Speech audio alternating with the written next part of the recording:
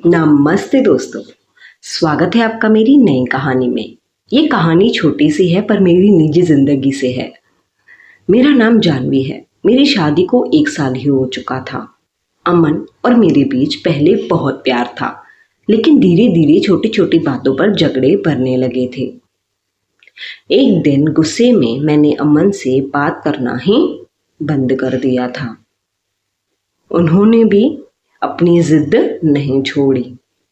वो भी मुझसे बात नहीं कर रहे थे और पूरा घर का माहौल पूरा बिल्कुल बदल गया था, शांत हो गया था। कुछ दिनों बाद मैं अपने मायके ही चली गई थी, क्योंकि शांत माहौल में रह के मुझे घुटन सी डिप्रेशन सा फील हो रहा था। मैंने सोचा कि अमन मुझे रोक लेंगे, लेकिन उन्होंने ऐसा कुछ नहीं किया। हर दिन मैं उनके फ़ोन का इंतज़ार करती थी, पर उनकी तरफ से कोई मैसेज ही नहीं आता था। दिल के किसी कोने में उम्मीद थी, अब भी जिंदा थी, लेकिन वक्त गुजरता जा रहा था। वो अपनी जिद पे अड़े के अड़े रहे और मुझे एक भी कॉल या लेने भी नहीं आए। एक रात अमन अपने ही कमरे में अकेले बैठे पुरानी तस्वीरें देख ही रहे थे। हमने बहुत सारी मोमेंट्स जी थी साथ में। हर तस्वीर के साथ उन्हें मेरी हंसी, मेरी बातें, मेरी शरारतें याद आने लगी थी, क्योंकि हमने बहुत ब्यूटीफुल मोमेंट्स स्पेंड किए थे।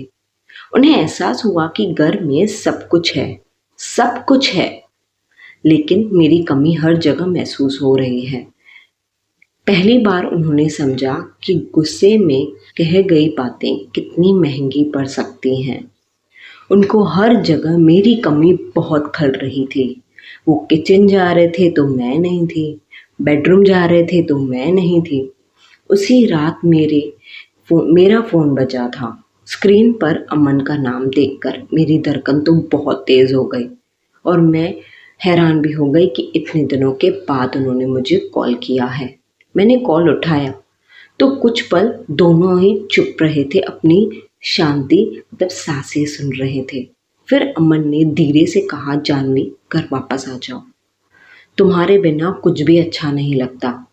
उनकी आवाज़ में अब पहली वाला सच्चा पछतावा था। वही प्यार फिर से मुझे आवाज़ में दिख रहा था और मेरे मन में भी था कि हाँ, अमन ने मुझे अभी दिल से कॉल करके मुझे घर वापस बुला रहे हैं और मुझे अभी जाना भी चाहिए। पर मैं बहुत असमंजस में थी। मेरी आंखों में आंसू आ गए थे। मुझे समझ आ गया था कि कभी कभी दूरियां ही किसी रिश्ते की असली कीमत समझाती हैं। अगले ही दिन जब मैं घर लौटी तो अमन दरवाजे पर ही मेरा इंतज़ार कर रहे थे और मैं घर गई। उस दिन के बाद हमने वादा किया कि गुस्सा चाहे कितना भी हो, एक दूसरे का साथ कभी नहीं छोड़ेंगे। कहानी अच्छी लगी तो लाइक, शेयर एंड सब्सक्राइब कर देना और अपना रिश्ता थोड़ी थोड़ी बातों पे मत तोड़ दिया करो।